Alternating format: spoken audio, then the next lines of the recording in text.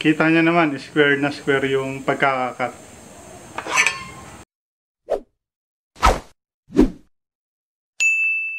Yon, for today's video, gagawa tayo ng table sled para dito sa ating table saw. So ito nga pala yung table saw ko, GTS 254. So ito yung mga materials na gagamitin natin. Una, itong pinaka-base natin is yung phenolic board na 1/2 lang. So ito lang kasi yung scrap ko dito ngayon. Then next, para dun sa rail, itong liston. So ikakat natin to ng eksakto dun sa mga slots ng table saw natin. Para naman dun sa fence, sa harap tsaka sa likod, ito lang gagamitin natin. Itong scrap ko na 3/4 na plywood. So, pagkakasyahin na lang natin itong mga materials na to kasi ito lang meron ako. So, nagagawa muna tayo nung railing niya dito. Dito sa slot. So, susukatin ko lang to ng so, parang 13 mm. 13 mm ang sukat niya. So, umpisahan natin sa mag-set tayo ng 1.5 15 mm. 1.5 cm. Tapos unti-unti na lang natin.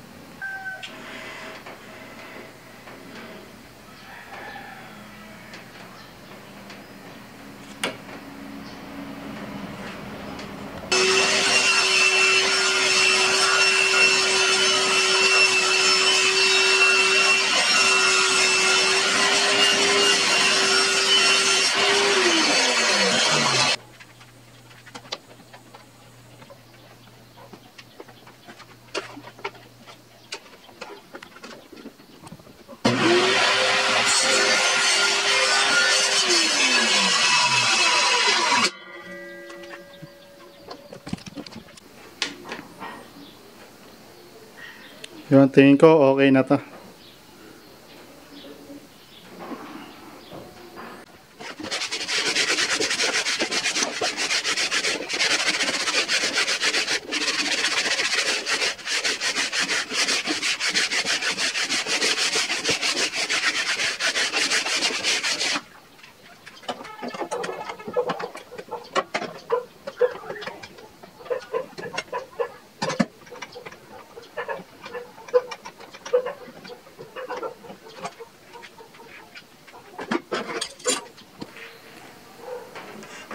Yun, ang gagawin natin, i-glue muna natin to doon sa ating base plate.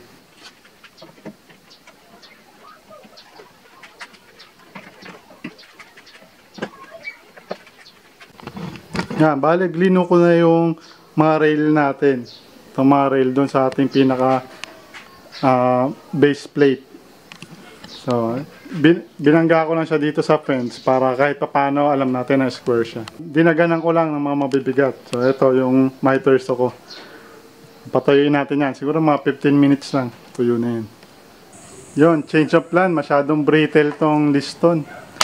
Siguro yung phenolic board na lang din gagawin ko. Rail. Magkakat na lang ako ulit.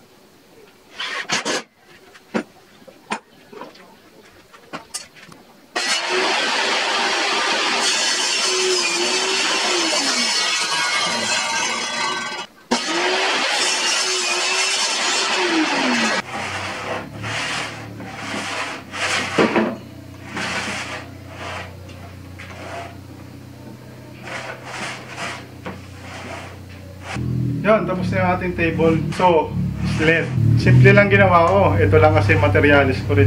Saka ito lang talaga kailangan ko. Hindi na natin kailangan masyadong fancy na sled.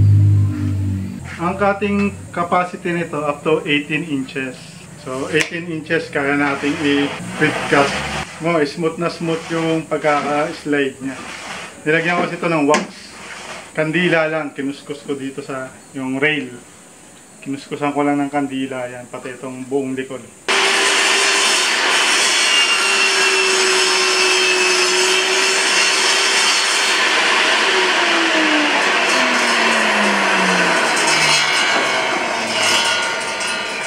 Kita nyo naman, square na square yung pagkakakat.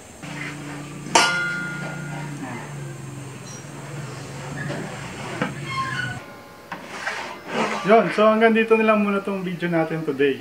So, kung trip nyo yung mga DIY and woodworking content, pa-subscribe na lang tong channel ko. Check nyo rin yung iba kong videos, mga DIY project ko, baka may magustuhan ko. So, hanggang doon lang. Thank you!